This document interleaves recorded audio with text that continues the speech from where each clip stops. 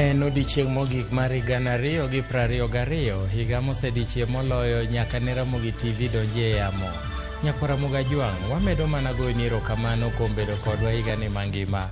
Nyasi dhi nyime e bombe mopogore opogore koda gwenge ka nyasi ma kamago biro donjo e ng'iende dier otieno ma kawuono. Wabiro budho kodi nyaka chee kawuono, omiyo kapo ni onge chenro moro amora mar yawo higa manyien, to kete mana e wang' jowi mar Ramogi TV. Yiena mondo arwaki e chenro mogik mar Migago e higani, ka wachako kod weche manyien ma wamiyo pek. Nyasi okwako bombe kod gwenge mopogore opogore e odiechieng' mogik mar higa 2022. Moro nyocha okelnwa hol luonge nang'o cha Asla Fan, tidhi kawe siling 500 tidogi migo imi 475 ma inyalo waro gang'o. Jopiny ywago pek mar ngima kaluwore kod idho e nengo mar mwandu mopogore opogore. Gikone to jatuk adhula Cristiano Ronaldo odonje tim mar Al Nassr bang' Manchester United ng'ado rak mare.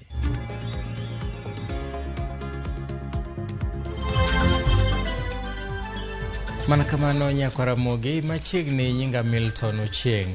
En odiechieng' mogik mar higa 2022 to moloyo nyaka ne Ramogi TV donje e yamo. Nyakwara Mugajwang' wamedo goyoni erokamano kuom bedo kodwa higani. Nyasi dhi nyime e bombe kod gwenge mopogore opogore ka nyasi ma kamago biro donjo e ng'iende dier otieno ma kawuono. Wabiro bedo gi nyasi ma loro higa otieno ma kawuono, omiyo warwaki e chenro mar mogik mar Migago ka warwaki ni machiegni. Wadhi e kaunti ma Kisumo kama watudore achiel kachiel kod Millicent Adhiambo mondo onyiswa ane ni to ikruok mar nyasi ma kamago dhi nade. Millicent, kapo ni nyalo winja, nyisa ane ni to uiko nwang'o e Kisumo ka waloko mwaka.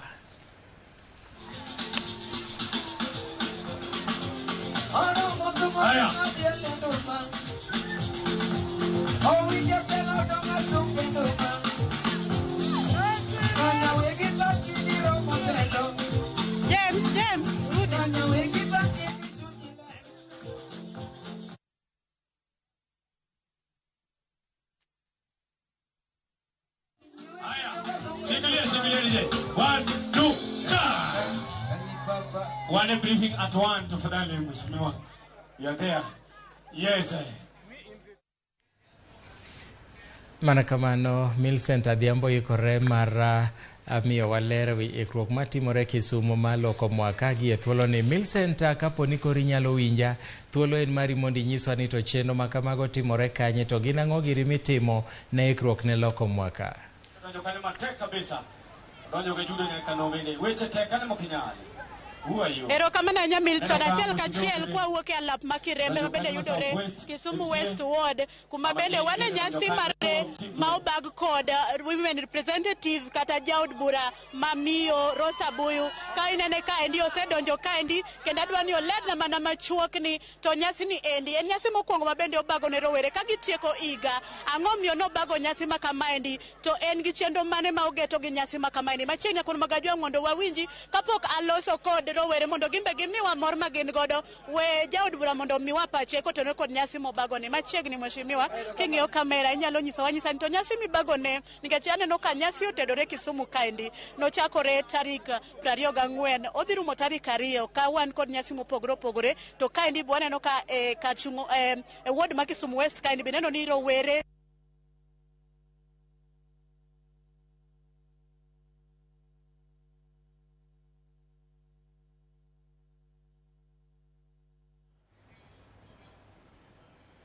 kanyakla waket wiwa kanyakla wakwe wiwa mondo kata ka koro kiny wachako timo gik moko to wasekwe wiwa waloro higa wayawo higa manyien. Koro igeta ng'o gi nyasi ma kama en nyasi mokwongo bende en nyasi ma koro ibo kelo higa ka higa koso mae mokwongo to kende mogik. Ward ma wantiere ni iluongo ni Central Ward to wan gi wards 5 Kisumu West ka. Nyasi ma koro wabo timo next time bro dhi e ward moro mopogore ma igni 5 momiwa tijni wabo bedo ni wadhi e ward ka ward December 31st ka December 31st mondo wabede ni walimo wards go duto. Koro sami bago nyasi ne wedoga ni nitiere jowere gin jok mabende tich gi ok yot be ok tek ahinya. Wach mane minyalo miyogi sama bende giingo nyasi mibago ne? Adwa mana konegi ni wabeduru gi kwe. Odiochieng' ma kawuono wang'e ni Prisinda biro, to wabende wantie gi talanta ei Kisumu West ka, ma kamoro pok oyudo thuolo moyangre ne jowadgi ma Kisumu West. Koro wamiyogi thuolo mondo gibe ginyiswa talanta gi mondo wang'e ni gintiere. Prince Inda ni be wadwa nyiso ni kumosechopeno wan gi jowa mabe kore ka malo mondo en be omake bad jomoko mondo bede mong'ewer kako bo ng'ewer ni. Koro erokamano. Abro tere achiel kachiel rowere ma bende oyuoro kani mondo gimbe ginyiswa ni to pachgi chalo nade. Bende gimor gi okang' ma jaod bura okawo maketo ni nyasi mar ingo gi uiga kaka rowere ni machiegni abo chako kodi ka sadhi nyadendi tateka teka king'iyo kamera chagi nyingi. Erokamano aniluongo ni Kennedy Chieng' Ochuka awuok erokamano iluongo ni Kennedy Chieng' Ochuka awuok e ward miluongo ni North West Ward. Mokwongo dwoko erokamano ne Mheshimiwa Rosa Buyu kaka mjumbe marwa ma Kisumu West Constituency.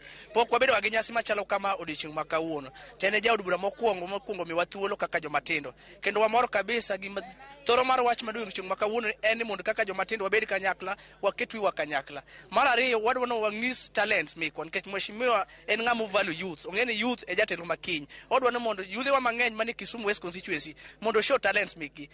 Maka Inda biro ka to wanyalo bedo proud gi yudhe wa mawuok from Kisumu West. Kendo wakwayo Mheshimiwa ni yudhe wagi omed support gi kabisa. Ang'eyo ni Mheshimiwa dhi support gi e od bura kendo loso chenro maber e Kisumu West Constituency. Erokamano machiegni iwacho ga ni gender balance joma miyo be tinde nigi duol mopogore opogore e telo e lemo mopogore opogore pacho ka. Inyalo wacho ang'o to nego nyasoni king'iyo kamera chagi nyingi? Nyinga Lineta Kinyi awuok Kisumu West Constituency agoyo ne Nyasaye erokamano gi nyasi maduong' ni gi mama motimonwa pok notimore e constituency ni misima. Manyiso ni mama nyalo kendo en gi chuny mar rito nyithinde. Emomiyo choko yudhe kanyaka achiel, momiyo keto ji oriwore kama. Otimo gima ber ma pok notimore. Wagone mana erokamano kwa bobiro ofis, omiwa tich. Wagone erokamano kendo nwa supporte. Mad Nyasaye mondo ogwedhe. Advice mane minyalo miyo nyithindo manyiri gi machuo bende dhi yuore nyasi ni endi sani ng'e ni ji winjo ritre odong' mana seche matin to ji rwako higa manyien. Inyalo miyo gi jip manyalo miyo gi ka gibiro ka giritre maber, gitim mana gimokelo gi to warit Inda wuod Nyandare mondo wamiel jok man gi talent mondo bi omanye. Ago mana erokamano. Mana kamano Milton kaka inyalo winjo no endi mago moko kuom gigo ma bende wuok e alap ma Kirembe kaendi ma bende yudore kar chung' od bura kaendi kata ward ma Kisumu West ka bende mathoth pod wadhi medo kelo ni koterore kod gigo mabiro chopo e seche ma ang' jawer mar Wangla ma bende ong'ere kaka Prince Inda biro chopo kaendi bende ang' watudre kodwa achiel kachiel mondo wakel to nyasi chalo nade to dhi nade to rumo nade. Ka kamano abedo kuom e studio dhi nyime kod kelo weche manyien matucho koni kod kocha. Milton an kuomi. Erokamano ahinya Millicent Adhiambo kuom report ma jaber ma kamano. Koro wang'eyo kama inyalo budhie ka in e alworano. Ka wadhi nyime en higa ni rumo ka jo Kenya pod ywago pek ma gisekale kaluwore kod midhiero mopogore opogore. Jopiny mane watwak godo ywago pek mar ngima mosebetie uchumi tundore kaachiel kod duoko mag yiero. Bende gigeno ni higa manyien kochakore bende biro bedo kod fuong'ruok. Chakre 2022 no tek nikech mondo ne wayud pesa ok no yot. Jo municipal bende noketo waka gi ka ok nwanyal dhi maber nikech kuwuok nudhi uso kuma do yude pesa iriembo une kanyo ok onego bed nuuse.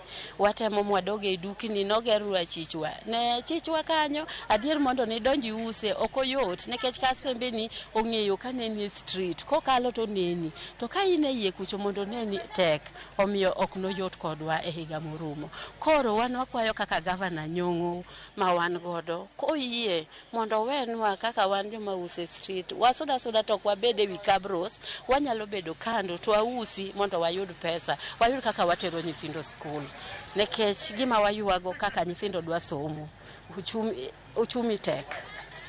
To koro 2023 ni walamo Nyasaye mondo kik chalwa gi 2022. Ohala osebedo matek nikech ok oyienwa mondo wanyon kacha. Adier kacha to en chuny town. Nego bed nwa uso gi chien. To ndalo 3-4 moko kochakre tarik 25 wasebedo kwa lidhie oko mar dukni waoki i dukni wadhi e dho ndara. To pesa ohala no be onge. Gimoro nyocha okelnwa nwa hall luongo nang'o cha Asla Fan. Kidhi kawe siling 500 tido gimigo imi 475. Ma inyalo waro gang', ok inyalo waro go gimoro. Inyanyieon go mana nyathi skar, idonjo go e ot. Tidware ni chak iduoke kendo 40 bobi wiye.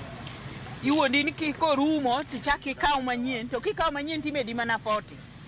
Kori mi 540. 540 no pod gidwa kaw 40 no te. Onge gimo konyowago.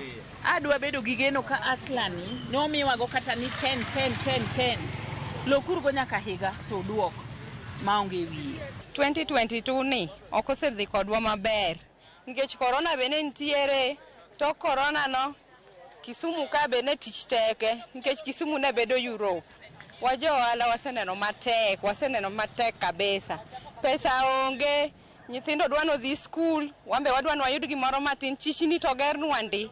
To chichni gi jomoko ok oyudo, joma nigi pesa moyudo chichni gi. An kaka an gi geno ni gik mane president wa wachonwa odhi timonwa, koro kotimonwa gik mane owachogo to wan gi geno ni wadhi yudo lokruok. Ok wasebedo gi mor ahinya kaluwore gi siasa manogo ma 2022 ni. Chunywa pod nigi lit. Kwang'iyo development gi gik mitimo kaka mabiro moso Nyanza kae.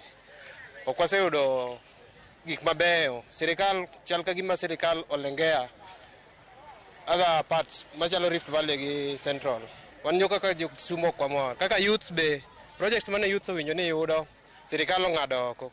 2023 geno man go maduong' ni sirikal ongiwa maber. Wan kaka yudhe owinjo kel kazi kwa vijana, kazi mtaani mondo ji oti. Vijana hinyore marach. Sirikal onge gima mos. Asebude wala kama tin, but ohala tek.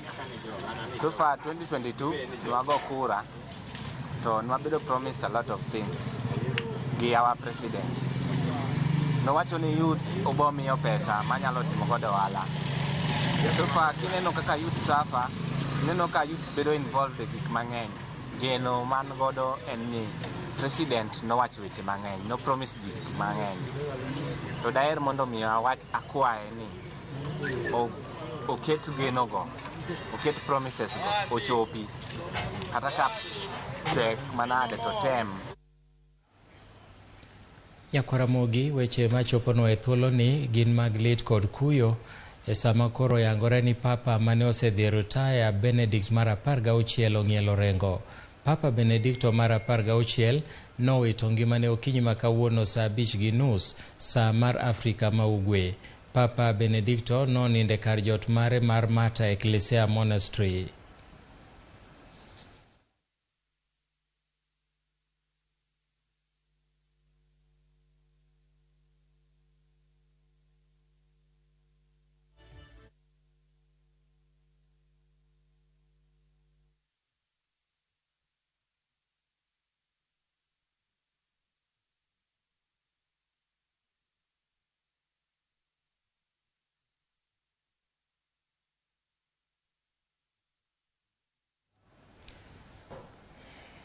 Wariwore gi kanisa ma Kopere to gi piny mangima e kuyo mar lal mar Papa Benedicto. E weche mamoko en ni jatend kweth mar jood bura manok e od bura mamalo Opiyo Wandayi bende chiwo twak e thuolo mogik e higani ka en e boma ma Kisumo. Wawinjane kaka oloso.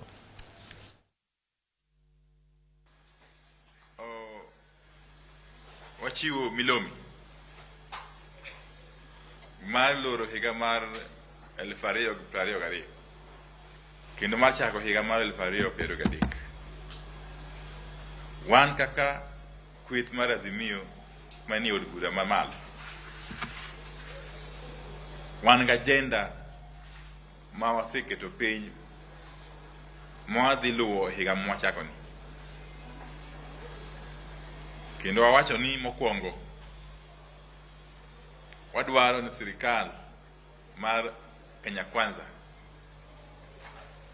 wahakikisha ni ngima kik medri ridore ni jopiny aina mosebedo koidore nyaka nyaka ka hotel. Wadwaro mondo nengo gigo ma jopiny tiyo kodo machalo chiemo, mafuta,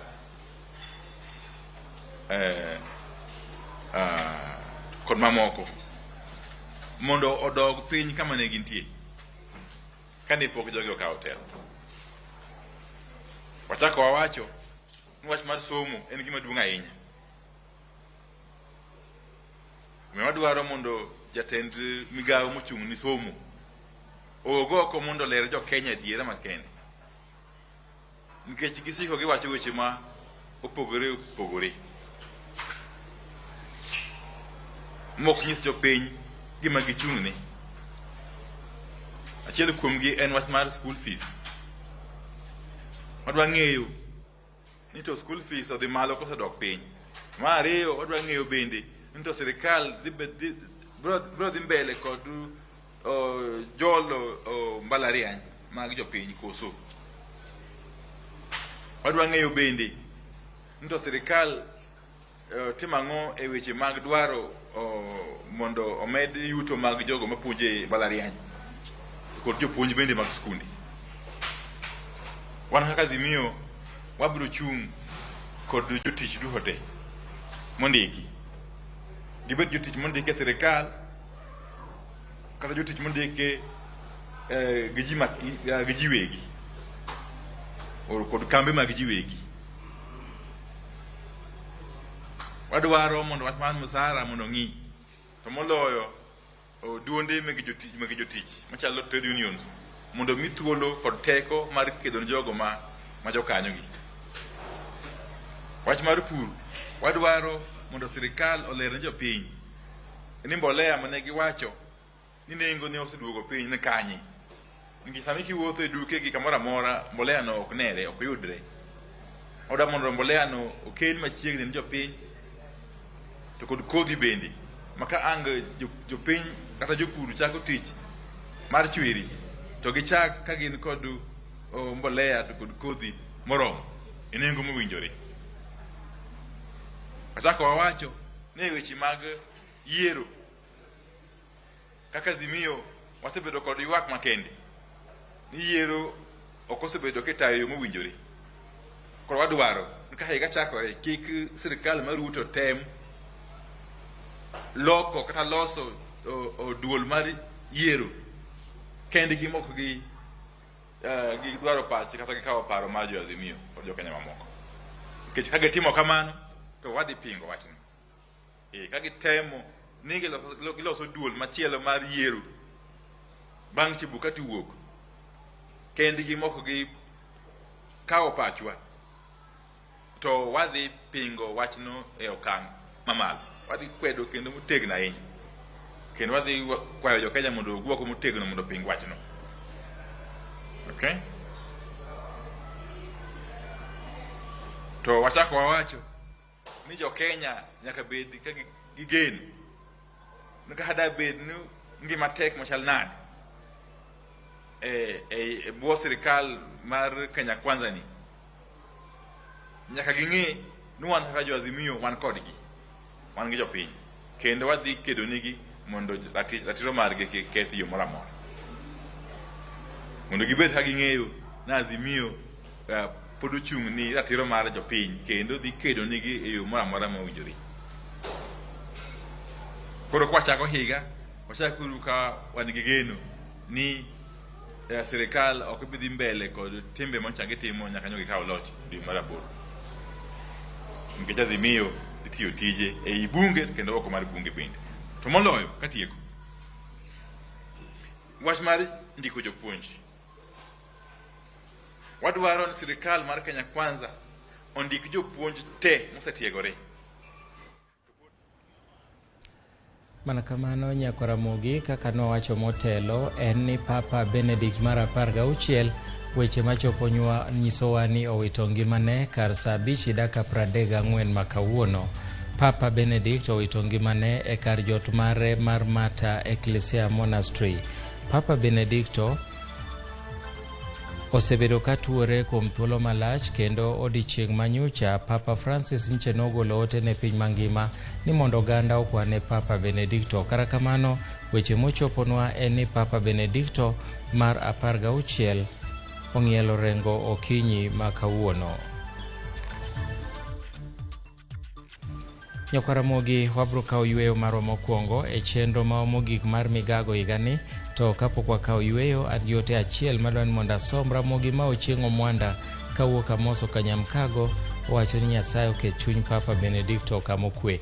Wabro duogo gi mathoth bang' kawo yweyo, kik idhi mabor.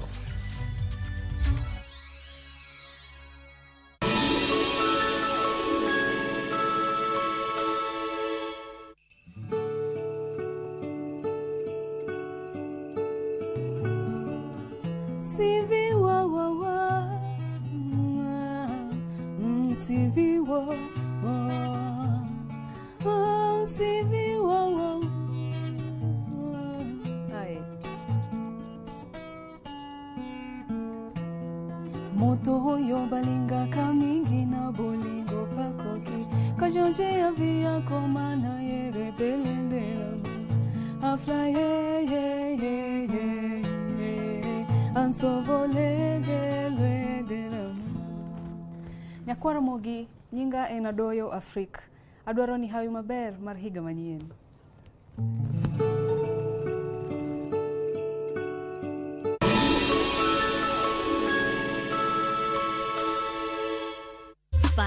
Happy New Year from Viusasa. Enjoy our fresh new content as we usher in 2023. This your girl's favorite DJ. Usiogope kujiachilia, kwani iko nini? This is how I enter. Oh, return of the monster. Bado na kill, bado na leta disaster. Yeah, baby. I'm always in the top fire. DJ Vunja mifupa kama bado meno iko. And wherever we go, anyone is on the show. Vibe Zone, baby. Enjoy music mix kali kwenye Viusasa wakati wowote mahali popote. Wazidi kusikia viba.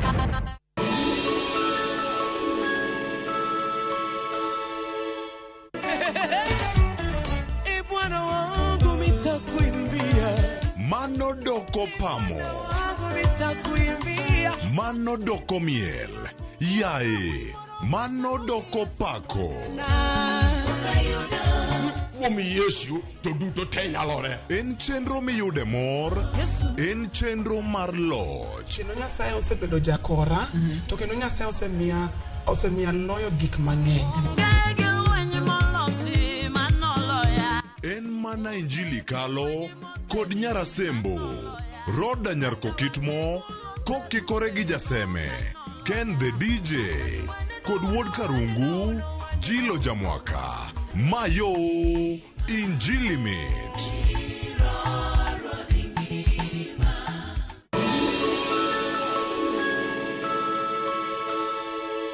In this country, politics is rough. Gima ne oluorore e siasa, kata bedni oken ja siasa. In politics, you lose your identity as a spouse of that politician. Osechung motegno kod jaode moluor Raila Odinga e lwenj demokrasia mapachoka. I know why he wants to take the leadership of Kenya. It is not to enrich himself. Tudri gi min piny, Mama Aida Odinga e twak makende Ramogi TV. Ngeso tarik 31, saa 1 kod saa 3 otieno. Kik bai.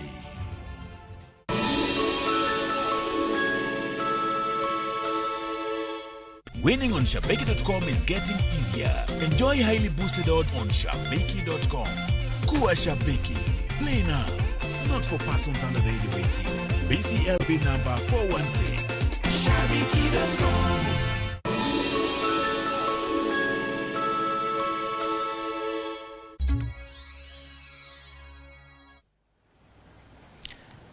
Machiegni atamalo 50 ma jo Kenya koro ywak ni higa mar 2022 ne niga marach miwuoro. Mairien kaluwore gi lipot mogol kawuono kod duol matimo nonro e pachoka Infotrack. Kara kamano atamalo 22 ma jogo manokawo pachgi wacho ni higa 2022 ne ber, kata malo 28 to nowacho ni higa mar 2022 ne onge lokruok moro amora. Gwenge mag Imbo ma Kenya e kama jopiny mathoth nowacho ni higa ne rachie moloyo kiluwe kod dhowadh nam chumbi, gwenge mag Nyanza kaeto gwenge mag Nairobi. Nengo mar ngima man malo, nok mar tije kod pek e yudo chenro mag thieth e moko kuom gigo adek mokwongo mane jopiny oywago noketo hik 2022 bedo marach moloyo. Kata obedo ni thoth jopiny oywak ni 2020 ne rach, atamalo 82 mar jogo manokawo pachgi koro nigi geno ni higa mar 2023 biro bedo maber moloyo higa makoro rumoni, ka jopiny ma North Eastern ema nigi geno mamalo ahinya ni higa manyien biro bedo mano maber. Infoftrack notimo nonro ma kamano e gwenge 8 ma pachoka maka dhowadh nam chumbi, ugwe ma nyandwat, ugwe, masawa, olo mar okak, imbo, Nyanza to kod Nairobi, kama ji maromo 840 noda dhogi e kind tarik 21 gi 22 dwe mar 12 higani.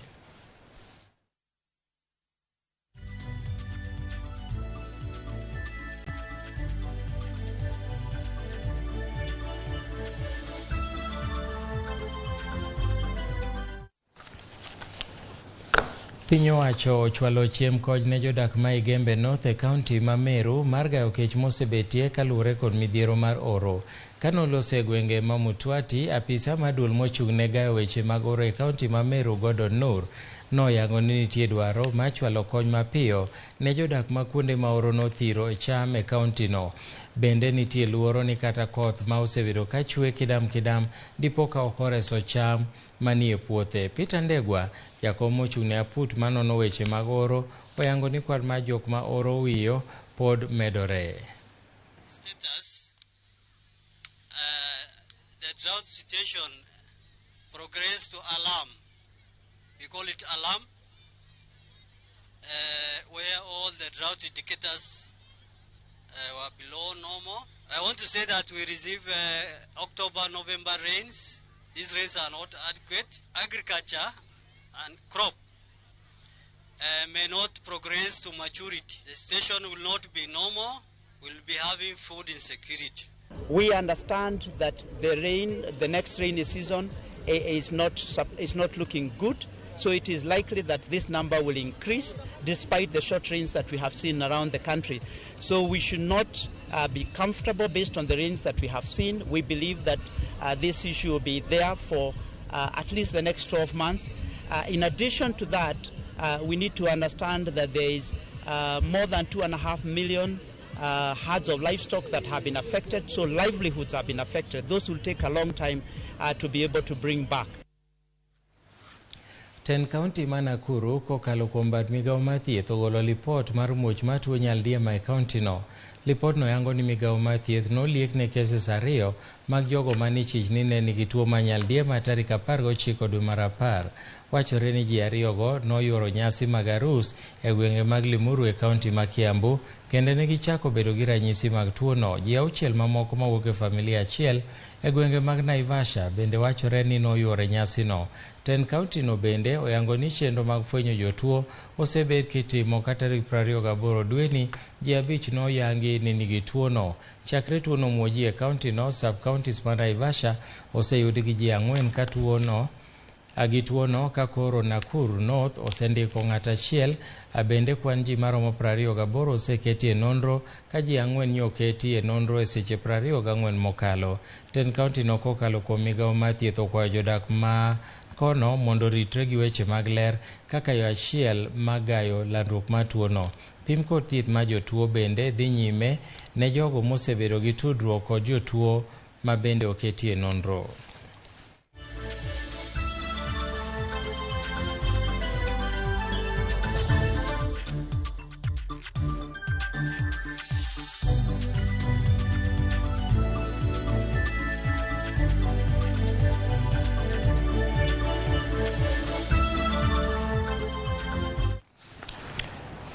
Jatend migawo mar pur kod pith jamni lupe kaunti ma Migori Lucas Musenda okone jopur kod jopith mondo ti kod yedhe mopuodhi e chenro mag pith kod pur mondo mi kik gihiny ngima dhano. Musenda nowacho ni tuoche mathoth mayudo oganda biro nikech chiemo mithoro pidhi kitiyo kod yedhe ma ok owinjore. Musenda noyango ni migawo mare osechako chenro mar loso chike mabiro konyo jopur kod jopith e neno ni gitiyo kod yedhe mowinjore mondo mi gigol chiemo ma ok oketo ngima dhano e kind akuru ga sumbi. Paro mar chikni eri mong'ere kaka Food Safety Bill igeno ni dhi chwale nyim od bura ma Migori higa manyien mondo mi opuodhe eka okete e tim. Process from the production at the farm level. How is this product produced? How is the farmer handling the animal, or how is the farmer involved in agronomic practices around the crop? Then there is the handling between the farm to where the next processing is going to happen. That handling needs to be done as per guidelines. As a county, the Food Safety Committee has emphasized, and it is a committee constituted under his office, and it is a committee which has come up with the county food safety policy, and it has also come up with the county food safety technical appeal. Both of them are being driven to see that they undergo the right process for them to be taken to the assembly, for them to be ascended by the governor.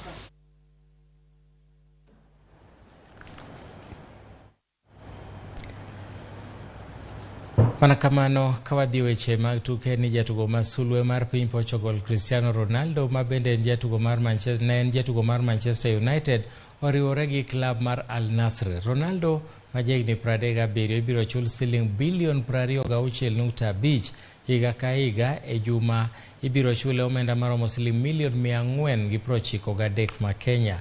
Chudo makamano koro kete jatugo michulo sara mamalo moloyo e piny mangima. Klab mar Al Nassr pod ok oyango e lela nobiro bedo e klab no kuom thuolo marom nade.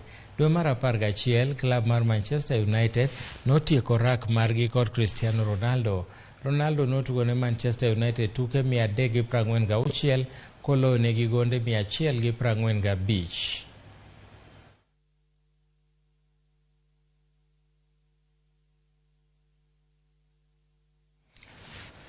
Ramogi med mana bedo kodwa e chenro mag Ramogi TV kaka wasengekoni wabiro kelo ni twak makende kod min od Raila Odinga ma Maida Odinga walidho ni sigana ni eyo makamae eyo makende